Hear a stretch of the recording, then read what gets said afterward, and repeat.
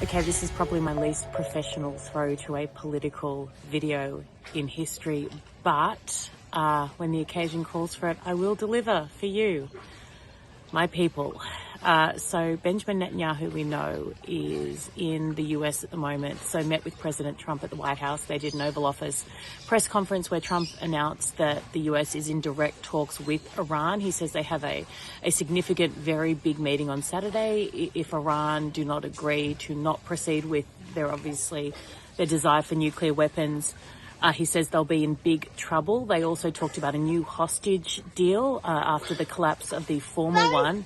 Hi, darling. Baby? Yes, baby? I found this in the plate. Oh, wow. Oh, that's so good. Just put that. Good girl. They also covered the tariffs, of course. Bibi is the first world leader to meet with President Trump in person since the announcement of the massive tariffs as well. So, look, a lot happening, but I wanted to bring this to you straight away. This is the meeting of Bibi and Trump in the Oval Office that occurred just a short while ago. Okay, bye. Thank you very much. It's an honor to have a very, very special person. I've dealt with him for a long time, Benjamin Netanyahu, Prime Minister of Israel. And we had lunch together, we had meetings together, along with his very capable staff. And I think we've come up to some pretty good solutions and conclusions. And we'll be working a little bit after this, and then I assume you're going back home. Yes, sir. This is a quick stop, in and out. But we appreciate you being here, and we are a friend of Israel, as you know. I would say that I'm by far the best president that Israel has ever even thought of seeing. And it's an honor to be so, and to be so thought of. Many friends in Israel, they are not in an easy area. It doesn't go easy, but we are helping them. And likewise, they've been helping us very much. And so we'll see how it all works out. But we had great discussions today, I think, on the obvious subject of Iran, and also the less obvious subject with respect to Israel, and that's trade. And I think the Prime Minister is going to tell you a little bit about trade and what they're doing for the United States. So I want to thank you all for being here. Thank you very much. And Thank you. Benjamin, thank you very much. Thank you, Mr. President. Thank you, Don. Thank you. Mr. President, I want to first thank you for inviting me again to the White House. You've been a remarkable friend of the State of Israel. You stand by us. You're standing with us. You are a great, great champion of our alliance. And you actually do the things that you say you do. And I think that people respect that enormously. I certainly do, and the people of Israel do, and I think the Jewish people do as well. We just saw your representative in the Department of Justice fighting anti-Semitism, standing up for Israel in international forums. I just want you to know from the heart, it's deeply, deeply appreciated. As you said, we had the opportunity to talk today about many subjects. First, if I can mention tariffs, it's a subject of some interest today. I can tell you that I said to the President a very simple thing.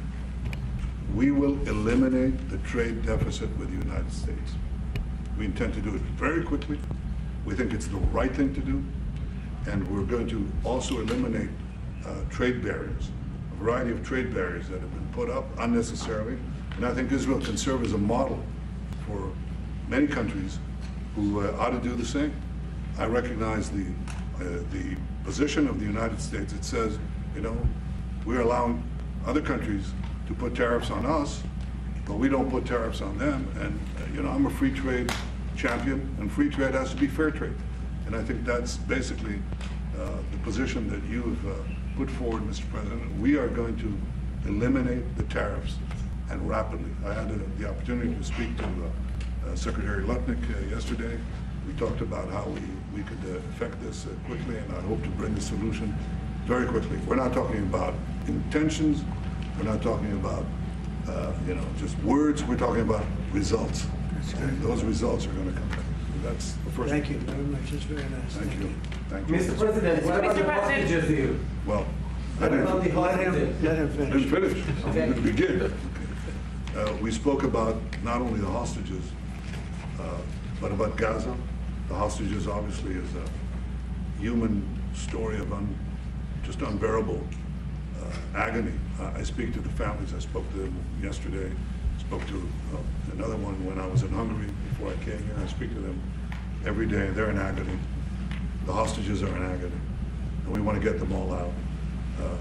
Steve Witkoff, who's President Trump's very able representative, helped us get a deal that got 25 out. We're working now on another deal that we hope will succeed. And we're committed to getting all the hostages out, but also eliminating the evil tyranny of Hamas in Gaza and enabling the people of Gaza to freely make a choice to go wherever they want. I mean, they should have that choice. And the president put forward a vision, a bold vision, which we discussed as well, including the countries that might be amenable and are amenable to accepting Palestinians of their free choice if they choose to go there. And I think that's the second thing that we discussed. But the hostages came right on top. We also discussed the situation in Syria.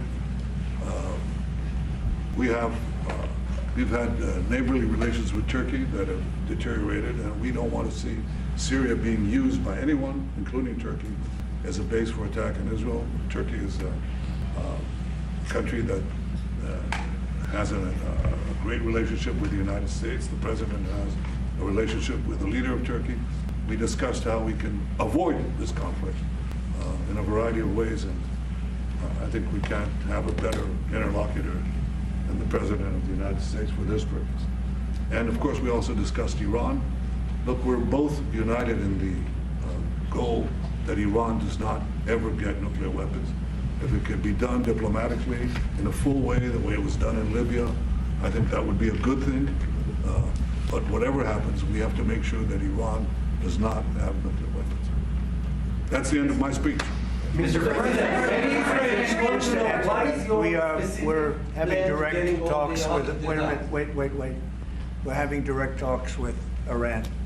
And they've started, it'll go on Saturday. We have a very big meeting and we'll see what can happen. And I think everybody agrees that doing a deal would be preferable to doing the obvious.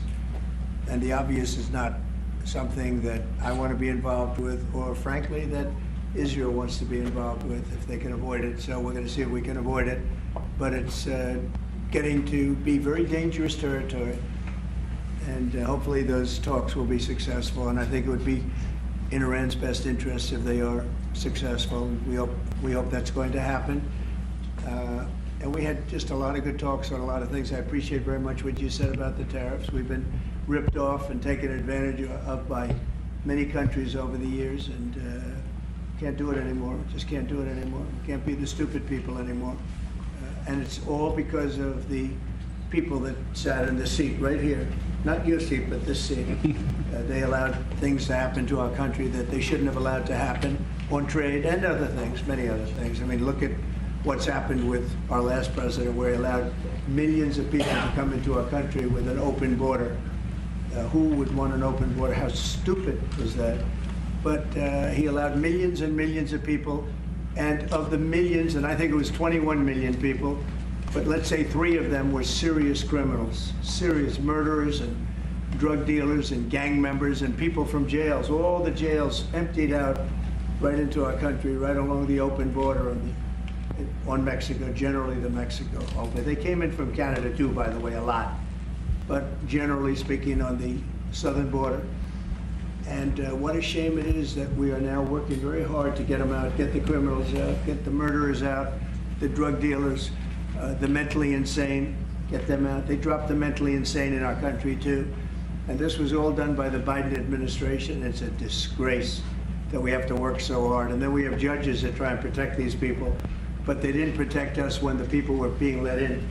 But to get them out is never easy with these people. So I think we're doing a great job. The border is the best it's ever been. It's even as strong as it was. I had a great, solid border. I think it might even be tougher right now and stronger. So people are coming into our country, but they're coming in legally. We have a legal process, and we have that moving along properly, because we need people to come into our country, but we want people that can love our country. And cherish our country. So that's where we are. And with that, any questions? Mr. President, the European Union To the markets today, and would you be open to a pause in tariffs to allow for negotiations? Well, we're not looking at that. We have many, many countries that are coming to negotiate deals with us, and they're going to be fair deals. And in certain cases, they're going to be paying substantial tariffs. There'll be fair deals. As you know, I spoke this morning with the Prime Minister of Japan, and we had a very good conversation. They're coming. And I said, one thing, you're going to have to open up your country, because we sold no cars, like 0 cars in Japan, and they sold millions of cars into our country. They don't really take our agriculture, a little bit of it just to keep us slightly happy, but they don't take what they're supposed to be taking. So we have a great relationship with Japan. We're going to keep it that way, but they're coming in to meet, and other countries are coming in. With China, as you know, against my statement, they put a 34% tariff on above what their ridiculous tariffs were already. And I said, if that tariff isn't removed by tomorrow at 12 o'clock, we're putting a 50% tariff on above the tariffs that we put on. So they've gone for years. They've become a rich country because of people, again, that were in the White House that allowed this to happen. Hundreds of billions of dollars a year they'd make on us on trade, and it shouldn't be that way. And I have a great relationship with President Xi. I hope it's going to stay that way. I have great respect for China. But they can't do this. We're going to have one shot at this, and no other president's going to do this, what I'm doing. And I'll tell you what, it's an honor to do it, because we have been just destroyed, what they've done to our system. You know, we have $36 trillion of debt for a reason. And the reason is that people allowed it to get that way. So we'll be talking to China. We'll be talking to a lot of different countries. And I think, you know, if we can make a really fair deal and a good deal for the United States, not a good deal for others. This is America first. It's now America first. And we didn't put America first. We put America last. The people that were in the Oval Office put America last, and we're not going to stand for it. Yeah.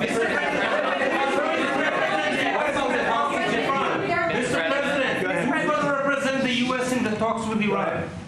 2 questions. Do you expect any of these deals to be made before April 9th? And secondly, there have been some mixed messages from your administration.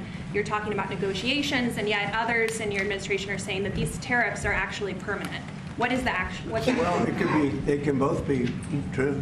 There can be permanent tariffs, and there can also be negotiations, because there are things that we need beyond tariffs. We need open borders. You know, we almost had a deal with China where we're going to open up China. It was almost done. Some of you remember it during my first term, and it was very disappointing. We ended up making a great deal. $50 billion worth of product was sold. $50 billion. You'd like that in Israel.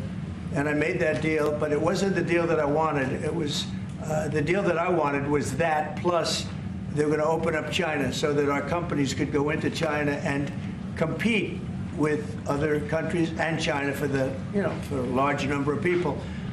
And at the very end, that deal was terminated, and we went to a piece of the deal. And so there are a lot of things outside of tariffs, but tariffs are very important. But there are a lot of things like opening up countries that were totally closed. China's essentially a closed country. In fact, it is a closed country. And what they do is they charge tariffs so that if you sell cars or if you sell anything, nobody's going to buy it because the price is out of control. But that's true with a lot of other countries also. So we're going to get fair deals and good deals with every country. And if we don't, we're going to have nothing to do with them. They're not going to be allowed to participate in the United States. Mr.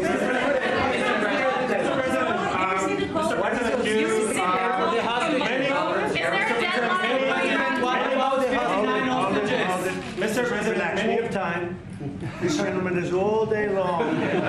Mr. President, many of thank you for the chance. Many of Palestinian Americans who voted for you and not for Biden because you've promised them to end the war in Gaza. Very honored by that vote, too. The war is still going on and there's no hostage deal. Do you have any update on that? Well, I'd like to see the war stop, and I think the war will stop at some point that won't be in the too distant future. Right now we have a problem with hostages. We're trying to get the hostages out. We got quite a few of them out, but it's a long process. It shouldn't be that long. We have a big problem that we've done. I think I'll ask Pete to maybe talk about it for a second, because a lot of people are asking. The Houthis, we've been very tough and very successful militarily. We've really damaged them badly. These were people shooting down ships and other things, by the way, flying objects like airplanes. And we've put a major hurt on the Houthis, which nobody's been able to do. We've really hit them hard, and they know it, and they don't know what to do. And it's every night, night after night. And we've gotten many of their leaders and their experts. They're experts on missiles. I mean, they actually make missiles. Nobody thought that. But they make missiles. They're highly sophisticated, and they're very tough. But they've been very badly damaged. Nobody else was able to do that but us. Pete, you want to discuss that, please? Yes, sir. It's been a bad 3 weeks for the Houthis, and it's about to get worse. It's been a devastating campaign, whether it's underground facilities, weapons manufacturing, bunkers, troops in the open, air defense assets. We are not going to relent, and it's only to get more unrelenting until the Houthis declare they will stop shooting at our ships. And we've been very clear at the Iranians as well. They should not continue to provide support to the Houthis, and that message has been made very clear. So we have a lot more options and a lot more pressure to apply, and we know, because we see the reports, how devastating this campaign has been in them, and we will not relent. We have a great military. There's no military like our military, and despite Biden having given a lot, but nevertheless a pretty small piece, but it was a lot of our military away in Afghanistan, and one of the dumbest situations, I think, and maybe the most embarrassing situation we've ever been involved in, that short period of time in Afghanistan. What a disgrace that was, but left a lot of our military behind. Left. You see them in their annual parades where they're parading trucks that are armor-plated and different things that they can't. But it's many billions of dollars we left behind. But despite that, we have a tremendous military. That was a very small portion, because we rebuilt the military during my first term. And we have great things happening with our military. We also essentially approved a budget, which is in the facility, you'll like to hear this, of $1 trillion, $1 trillion, and nobody's seen anything like it. We have to build our military, and we're very cost conscious, but the military is something that we have to build, and we have to be strong, because you got a lot of bad forces out there now. So we're going to be approving a budget, and I'm proud to say, actually, the biggest one we've ever done for the military. We're cutting other things that were under DOGE, but under a lot of other. When you look at a woman getting $2 billion for environmental, and it had nothing to do with environmental, and they had $100 in the bank, and they give her $2 billion. Many of those cases, all that stuff is going to be cut out. But we are getting a very, very powerful military. We have things under order now, the likes of which we've never had before. We've never had the kind of aircraft, the kind of missiles, anything that we have ordered. And it's in many ways too bad that we have to do it, because hopefully we're not going to have to use it. But the military is very, very powerful, and it's going to remain that way. How do you, Mr. President, deal, please. Yes, please. Thank you, Mr. President. I want to ask you about Iran, because this is the first time we hear that the U.S. is having a direct contact with the Iranians. Is it possible to give us some more information at what level the U.S. is represented? High level, very high level. Yeah. And we're dealing with the Iranians. We have a very big meeting on Saturday, and we're dealing with them directly. You know, a lot of people say, oh, maybe you're going through surrogates, or you're not dealing directly, you're dealing through other countries. No, we're dealing with them directly, and maybe a deal is going to be made. That would be great. It'll be really great for Iran, I can tell you that. But hopefully, we're not going to have to get into that. We are meeting very importantly on Saturday at almost the highest level, and we'll see how it works out. Please. how do you ensure, Mr. President, that these tariffs don't drive U.S. trading partners into the hands of the Chinese? I'm not worried about it. I'm not worried about it. If they want to be in the hands of the U.S., they don't want to be in the hands of the Chinese. And the Chinese have turned out to be really not very good at that. people that are with us, they're with us. But we cannot be taken advantage of any longer. I used to watch these deals for years. I've been talking about it for years. You know, I've been talking about it for 35 years, how our country is being ripped off. I mean, 30 years ago it was Japan, then it was something else, then it was another group, then it was China. China's doing the best job of it, frankly. And it's just not going to happen, not going to happen. Mr. President, you said it may The EU take... has said that they have offered 0 for 0 tariffs on cars and industrial goods. Is that not enough? Well, the EU, no, it's not. The EU has been very tough over the years. It was, I always say, it was formed to really do damage to the United States in trade. That's the reason it was formed. It was formed with all of the countries from Europe, I guess most of them, not all of them, but most of them. And they formed together to create a little bit of a monopoly situation, to create a unified force against the United States for trade. So they have NATO, which is largely the same countries, and they took advantage of us dollar-wise and militarily until I got there. You know, I was able to get $600 billion from NATO, where they paid NATO because most of these nations weren't even paying. We were paying for NATO, so we're paying them to guard them militarily, and they're screwing us on trade. So that's not a good combination. So now it's really turned around. It's the opposite, and the European Union's been very bad to us. They don't take our cars, like Japan in that sense. They don't take our agricultural product. They don't take anything practically. And yet they send millions of cars in a year, Mercedes-Benz, Volkswagen, BMWs. They're sending millions and millions of cars into the U.S., but we don't have a car that's been sold to the European Union or other places, but let's go for the European Union. And it's not going to be that way. It's got to be fair and reciprocal. It's got to be fair. It's not fair. We have a deficit with the European Union of $350 billion. And it's going to disappear fast. And one of the reasons and one of the ways that that can disappear easily and quickly is they're going to have to buy our energy from us because they need it. They're going to have to buy it from us. They can buy it. We can knock off $350 billion in 1 week. They have to buy and commit to buy a like amount of energy. And we have that. You know, we have more energy than any country in the world. I don't know if you know that. He knows everything, but the one thing he may not know, we have more energy than any country in the world. We have more of every kind of energy, every form of energy, from oil and gas to coal. And people talk about, I call it beautiful, clean coal. As you know, Germany is opening up a coal plant a week.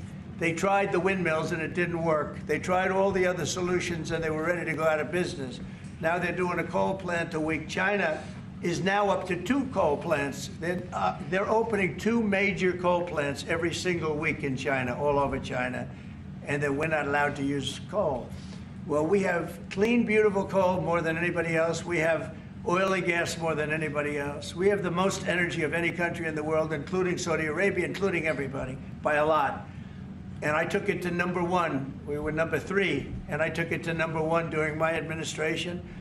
And the reason that we were hurt so badly and the reason that we went into such incredible inflation during Biden is energy.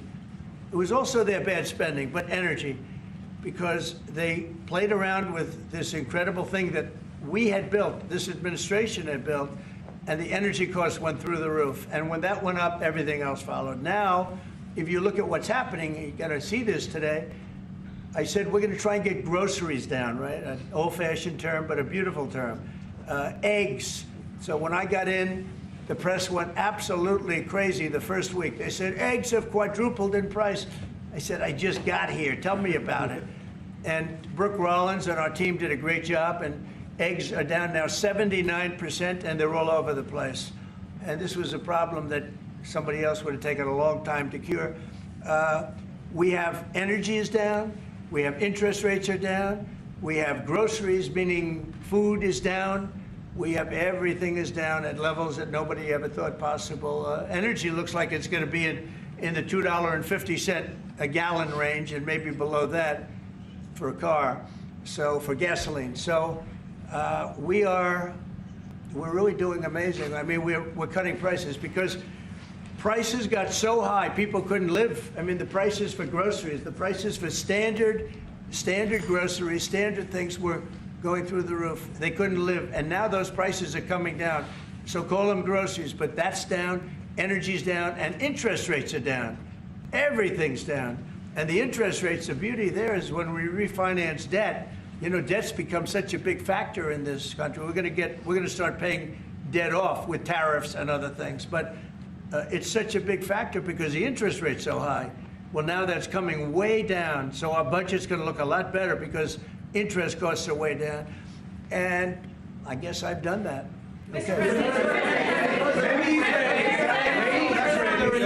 Many Israelis are watching you now on live show. Good. What is your specific way of getting the hostages out from the horrific captivity? We are trying very hard to get the hostages out. We're looking at another ceasefire. We'll see what happens. But we want to get the hostages out. The Israeli people want the hostages out more than anything. They want the hostages out.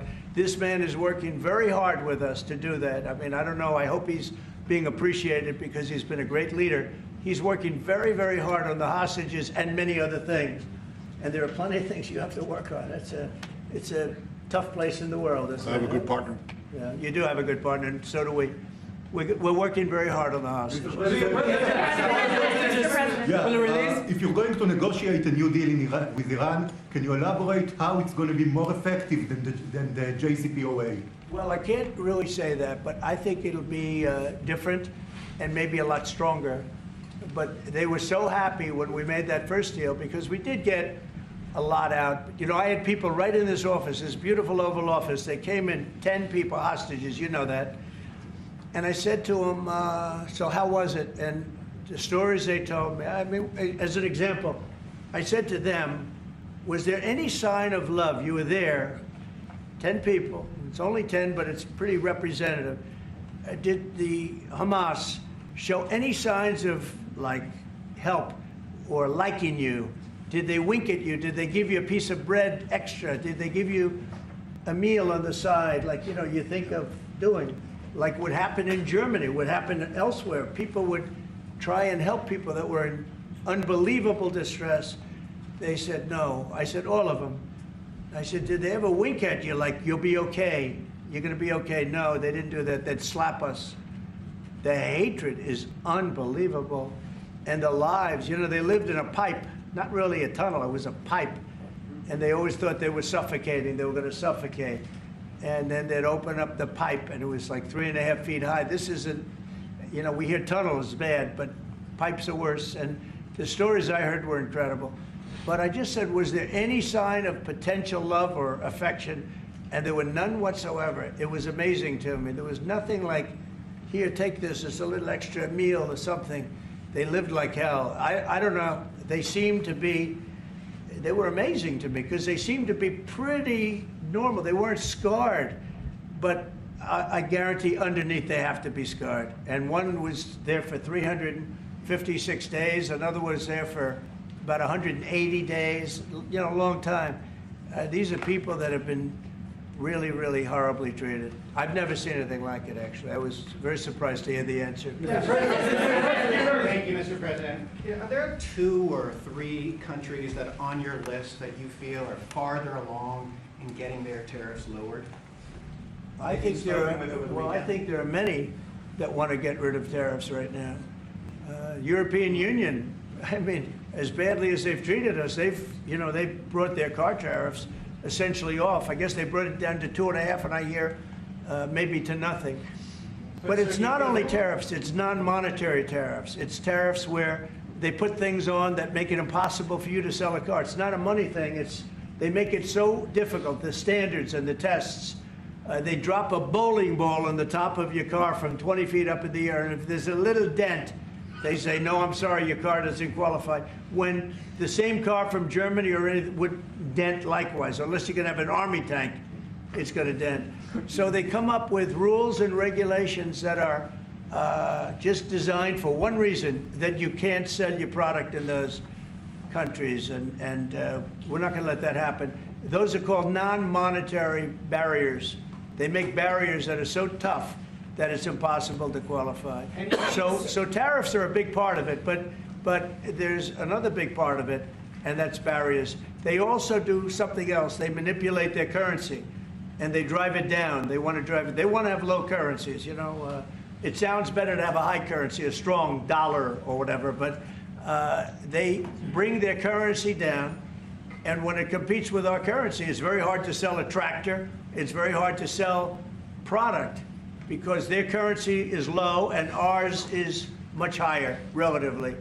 And so it makes it very hard. I speak to a lot of companies that do business, tractor companies, and they say it's so hard to sell because what they've done is they've lowered the yen or they've lowered the yuan or they've lowered their currency, so that it's very hard to compete. We don't want that either. So we have a lot of things that we're talking about, but we're going to fix it properly, and it's going to be fair to everybody. And in the end, I think we're going to have a world that does a lot better, you know, but they have to respect the United States. And nobody but me would do this. Nobody but me would do this. You know, it would be nice to serve a nice, easy term, but we have an opportunity to change the fabric of our country. We have an opportunity to reset the table on trade. We lose billions of dollars. We lose close to $2 trillion a year on trade. We lose $1 trillion a year to China. $1 trillion. We lose hundreds of billions of dollars a year on trade to China. We lose hundreds of billions of dollars overall, probably close to $2 trillion. Why would we do that? Number one, why would we do that? And then you have to say, is it sustainable? Then you hear about all of the people that say, well, deficits. If we have a deficit with the country, or if the country has a big surplus with us, like China has a massive surplus, that they take and they spend on their military. Well, we don't want that. I don't want them to take $500, $600 billion a year and spend it on their military. I don't want them spending money on their military. And I shouldn't have to spend money. We shouldn't have to spend it either. Because, you know, hopefully, and I said this to President Xi, hopefully it's money that we're never going to use. In other words, because we're not going to use those incredible weapons that we have and that they have. We don't want that. So it's going to be very interesting. It's the only chance our country will have to reset the table. Because no other president would be willing to do what I'm doing or to even go through it. Now, I don't mind going through it because I see a beautiful picture at the end.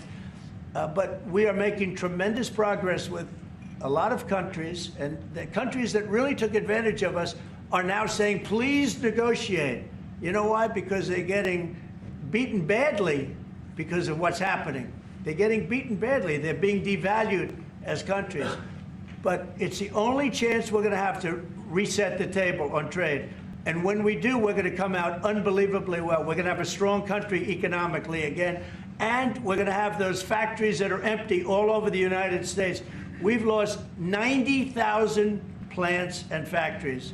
Think of this, 90,000, you wouldn't think it's possible. 90,000 plants and factories since NAFTA, which was, by the way, the worst trade deal ever developed, ever had by any country anywhere, NAFTA. And I terminated NAFTA. Everybody said it would be impossible. And I terminated it through Congress. We terminated it. You had to get it through Congress. It was a trap. It was a horrible thing, and we got it done. And we went to the USMCA, which was much better. The problem is they cheat. They cheat like crazy. Canada cheats, Mexico cheats, just one of those things. But we are resetting a table, and we're going to have great trade, and we're going to have a very strong country. Our country is going to be at a level that has maybe never been, or maybe, you know, our country was the strongest, believe it or not, from 1870 to 1913. You know why? It was all tariff-based. We had no income tax. Then in 1913, some genius came up with the idea of let's charge the people of our country, not foreign countries that are ripping off our country. And the country was never that kind of wealth. We had so much wealth, we didn't know what to do with our money. We had meetings, we had committees, and these committees worked tirelessly to study one subject. We have so much money. What are we going to do with it? Who are we going to give it to? And I hope we're going to be in that position again. you plan to reduce the tariffs that your government put on Israeli goods, 17%? On where? On Israeli goods, the 17%. Do you plan Well, to we're reduce talking it? about a whole new trade. Maybe not. Maybe not. Don't forget, we help Israel a lot. You know, we give Israel $4 billion a year. That's a lot. Congratulations, by the way. That's pretty good. But we give Israel billions of dollars a year. Billions. It's one of the highest of, and we give a lot of countries money. You wouldn't believe if I said we give Afghanistan a lot of money, didn't it? Because that was a Biden deal, another Biden deal. Not only did he embarrass us with that, but they give them billions of dollars, Afghanistan, right?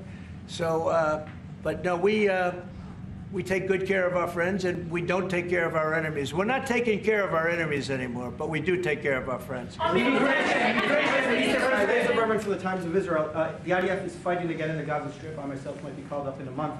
Do you think that's the way to pressure Hamas to get to a deal? And do you think blocking humanitarian aid is also an effective pressure tactic? Well, you know how I feel about the Gaza Strip. I think it's an incredible piece of important real estate, and I think it's something that we would be involved in, but you know, having a peace force like the United States there, controlling and owning the Gaza Strip would be a good thing. Because right now, all it is for years and years, all I hear about is killing and Hamas and problems. And if you take the people, the Palestinians, and move them around to different countries, and you have plenty of countries that will do that, and you really have a freedom zone. You call it the freedom zone, a free zone, a zone where people aren't going to be killed every day. That's a hell of a place. It's a, you know what I call it, a great location that nobody wants to live in, because they really don't. And when they have good living, real living, where Hamas and all of the problems they have, the level of death on the Gaza Strip is just incredible. And I've said it. I don't understand why Israel ever gave it up. Israel owned it. It wasn't this man, so I can say it. He wouldn't have given it up. I know him very well. There's no way. They took oceanfront property and they gave it to people for peace. How did that work out? Not good. Is the immigration, sorry, Mr. President, is the immigration plan still on the agenda? Which immigration? From Gaza. From Gaza. All it is a concept that I had that I think is good, and now people are copying it. You know, Bibi, do you want to tell? People are talking about the Trump plan. Gee, why don't we do that? Would you like to answer that question? I think what the president talked about is, first of all, to give people a choice. You know, Gazans were closed in, and every other place, including in arenas of battle. I mean, whether it's Ukraine or Syria or any other place, people could leave. Gaza was the only place where they locked them in. We didn't lock them in. They're locked in. And what is wrong with giving people a choice? Now, we've been talking, including over lunch, about some countries, I won't go into them right now, that are saying, you know, if Gazans want to leave, we want to take them in. And I think this is the right thing to do. If you give, you know, it's going to take years to rebuild Gaza. In the meantime, people can have an option. The president has a vision. Countries are responding to that vision. We're working on it. I hope we'll have good news for you. I will say people really do love that vision. It's a long-term vision, but so importantly is to have that be a safe field, because you're right smack in the middle of the Middle East. You're right along Israel. It should have never, ever been given away. It shouldn't have been given away by Israel. I don't know why they did it. I mean, I do know why, because they were promised peace, but that didn't work out too well, because it's one of the most dangerous pieces of land anywhere in the world. Gaza is one of the most dangerous places in the world. So they gave it away for good intention, and it didn't work out that way. And a lot of people like my concept, but you know, there are other concepts that I like too. And there are some concepts I don't like. You know what I don't like? The way it is now. Because right now it's a dangerous death trap, Gaza. Yeah. Thank you, sir. Can you talk a little bit about your potential meeting with Vladimir Putin? Do you still plan to meet with him? Could that happen in Saudi Arabia? And maybe you could elaborate as well a little bit on not providing tariffs on Russia, sir.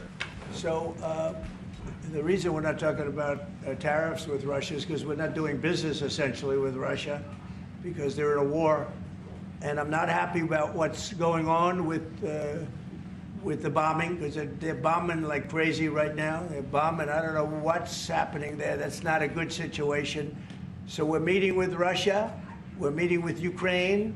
And we're getting sort of close. But I'm not happy with all the bombing that's going on the last week or so. Horrible. It's a horrible thing. It's a horrible thing. Can countries negotiate to get below 10%? In terms of tariffs? In terms of tariffs, yes. Look, we've been ripped off and taken advantage of for 40, 50, 60 years. And the reason we got ripped off and the way they did it was tariffs. They would charge tariffs, massive numbers of dollars.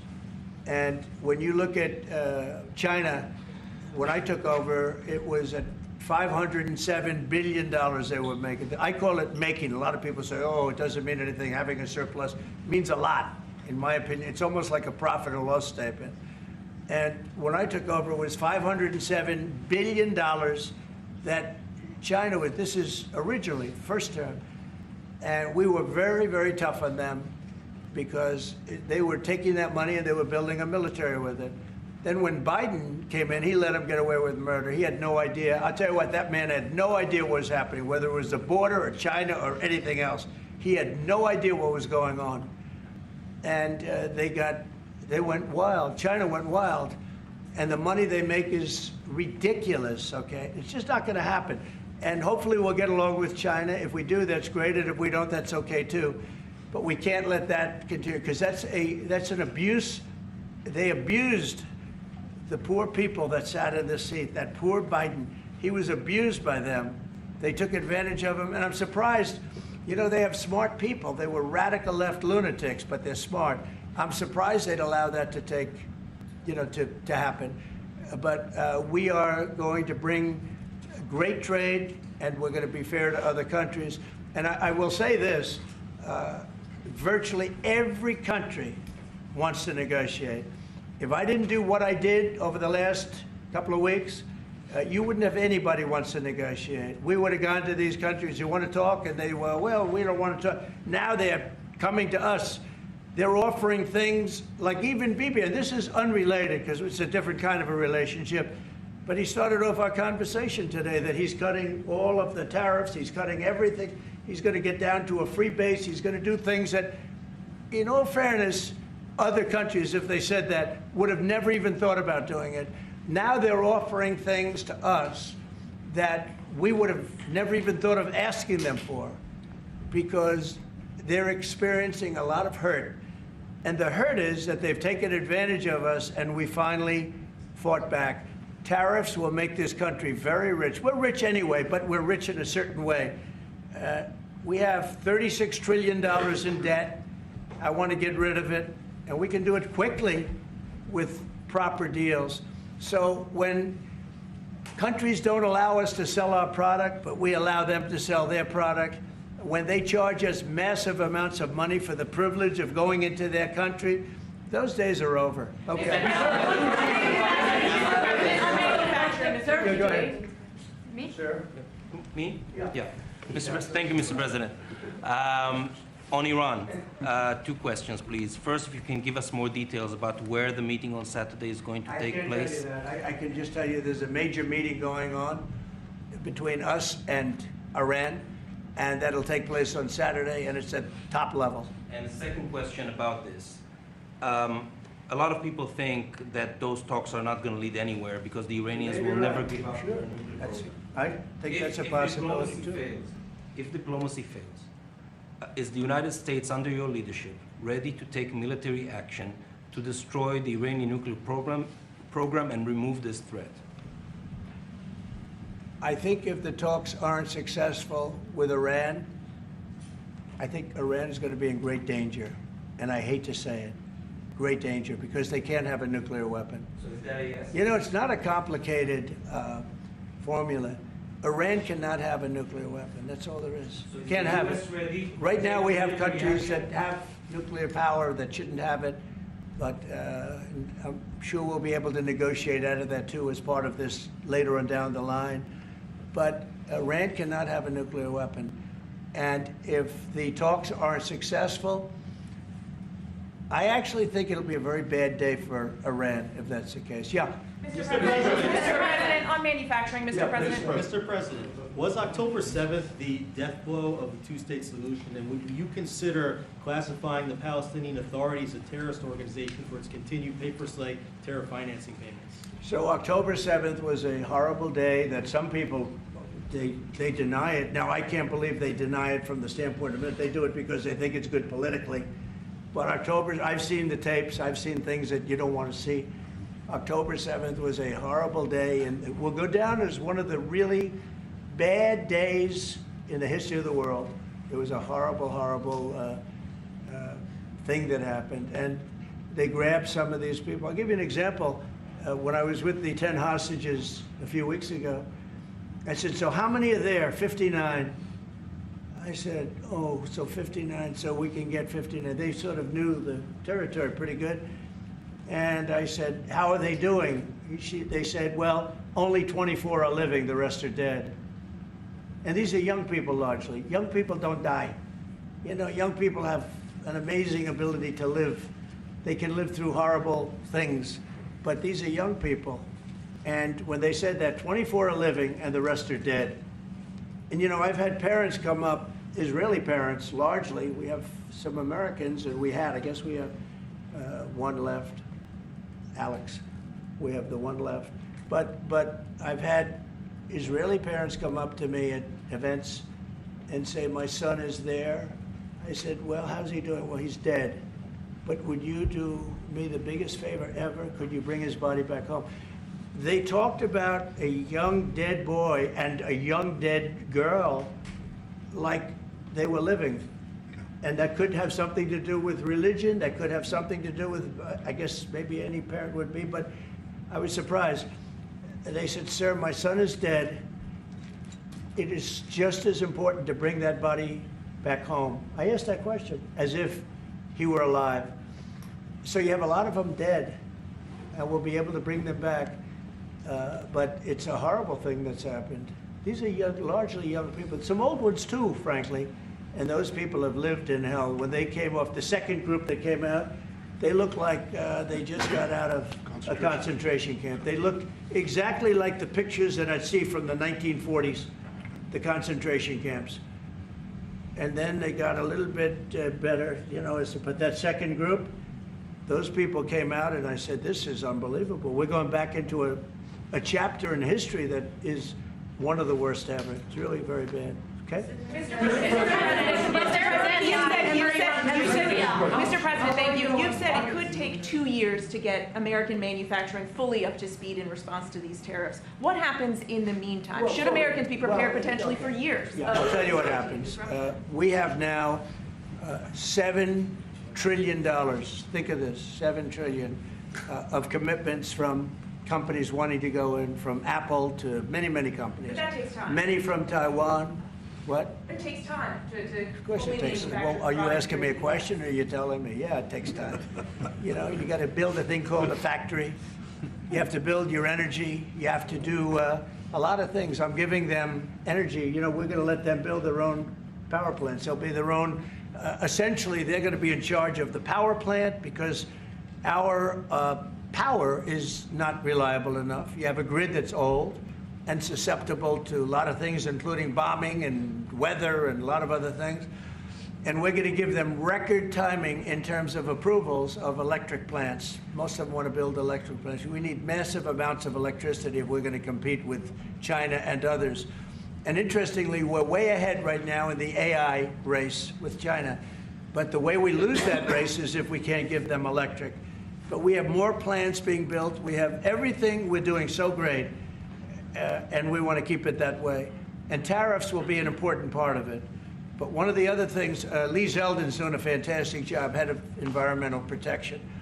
And he's doing very rapid approvals for people to get, for big companies that are going to build a plant that's going to cost billions of dollars.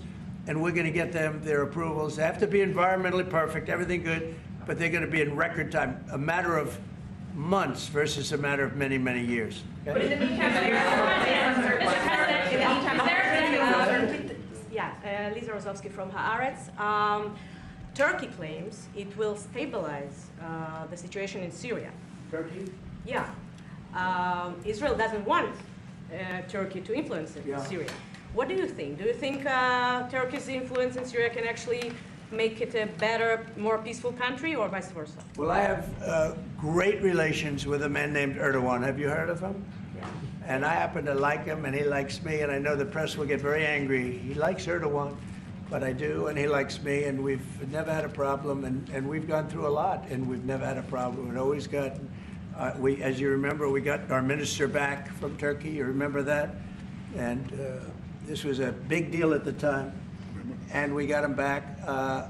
And I told the prime minister, I said, just, Bibi, if you have a problem with Turkey, I really think I'm going to be able to work it out. You know, I have a very, very good relationship with Turkey and with their leader, and I think we'll be able to work it out. So I hope that's not going to be a problem. I don't think it will be a problem. Now, with that being said, I believe it was Turkey, and I said that to him. I said it. I said, congratulations. You've done what nobody's been able to do in 2,000 years. You've taken over Syria with different names, but same thing. I said, you've taken it over. He's taken it over through surrogates. He goes, no, it was not me. I said, it was you, but that's okay. You don't have to say, well, sort of maybe it was me, okay.